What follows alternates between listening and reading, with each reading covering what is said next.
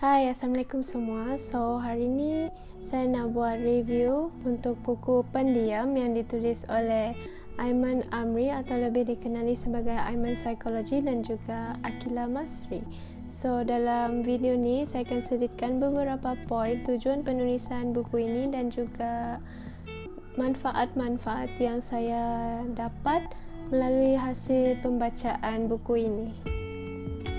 So, saya akan ceritakan secara ringkas tujuan buku ini ditulis.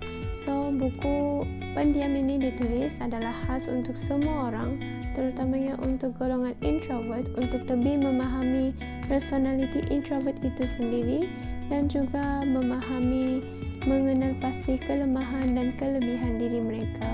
Selain itu, buku ini juga ditulis untuk mereka dapat membezakan personality orang yang mempunyai personality introvert ataupun extrovert ataupun ambivert, iaitu golongan pertengahan.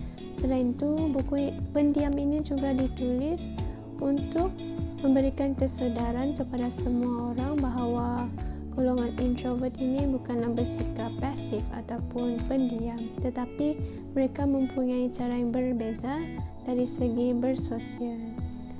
Secara tidak langsung, buku ini menjelaskan tentang perbezaan seseorang individu yang berpersonaliti introvert dan juga golongan yang berpersonaliti extrovert.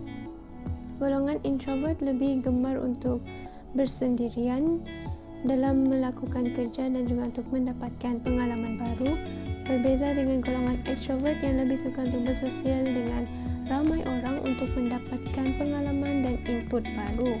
Selain itu, buku Pendiam ini juga ditulis untuk memberikan kesedaran kepada para introvert tentang kelebihan dan potensi diri mereka yang terpendam agar mereka dapat mempelajari cara untuk mengasah potensi mereka ini, terutamanya dalam skill membuat pengucapan awam di khalayak orang ramai. Jadi, secara ringkasnya, buku ini banyak menceritakan tentang keunikan golongan introvert dan juga extrovert dan juga ambivert. Jadi, melalui pembacaan buku Pendiam ini, saya mendapatkan banyak input dan maklumat baru dan juga manfaat baru, seperti saya dapat memahami diri saya dengan lebih baik, memahami personality saya dengan lebih baik sebagai seorang yang introvert. Selain itu, saya juga dapat mengenal pasti cara untuk saya mengasah lagi potensi diri saya sendiri, terutamanya dalam skill bercakap, skill membuat pengucapan awam di khalayak orang ramai. Selain itu, saya juga dapat memahami dan mempelajari personality sebagai seorang introvert dengan lebih mendalam kerana terdapat banyak penjelasan dari segi psikologi dalam buku ini. Sekaligus saya dapat mengetahui bahawa personality introvert itu sendiri terbahagi dengan lebih lanjut kepada 4.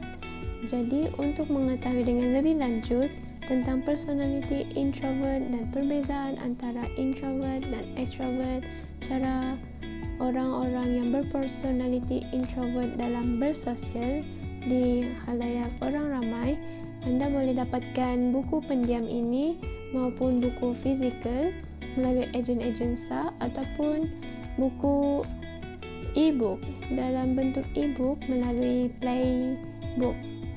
Jadi, sekian saja perkongsian saya untuk review buku Pendiam.